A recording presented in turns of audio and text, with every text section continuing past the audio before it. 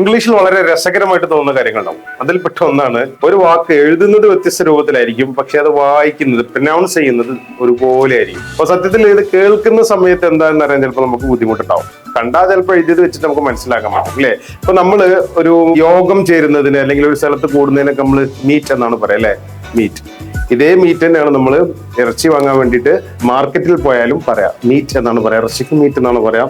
നമ്മൾ സ്ഥലത്ത് കൂടുന്നതിനും കൂടിയാലോചനകൾ നടത്തുന്നതിനൊക്കെ മീറ്റ് എന്നാണ് പറയാം. അപ്പൊ രണ്ടും ഒരേ പോലെയാണ് നമ്മൾ പറയാം. ഒന്ന് MEET മീറ്റ് ആണ്, മറ്റൊന്ന് MEAT മീറ്റ് ആണ്. എഴുത്ത് വ്യത്യാസമുണ്ട്, പക്ഷെ പറച്ചിൽ സെയിം ആയിരിക്കും. ഇങ്ങനത്തെ കുറെ വേർഡ്സ് നമുക്ക് ഇംഗ്ലീഷിൽ കാണാൻ കഴിയും.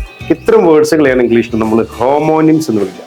ഹോമോണിംസ്, ഹോമോഫോൺ ഒന്നും ഇതിന് വിളിക്കാറുണ്ട് കേട്ടോ. അപ്പൊ ഈ ഹോമോണിംസ് എന്ന് പറഞ്ഞാൽ എഴുത്ത് വ്യത്യസ്തമാണെങ്കിലും അതിന്റെ ഉച്ചാരണം, പ്രൊനൗൺസിയേഷൻ സെയിം ആയിരിക്കും. ഇത്തരം വാക്കുകളാണ് നമ്മൾ ഹോമോണിംസ് അല്ലെങ്കിൽ ഹോമോഫോൺസ് എന്ന് വിളിക്കുക. ഇനി അതുപോലെ തന്നെയാണ് ഇപ്പൊ നല്ല നിരന്ന സ്ഥലം, നമ്മൾ എന്താ പറയാ, പ്ലെയിൻ, പ്ലേസ് അല്ലെ.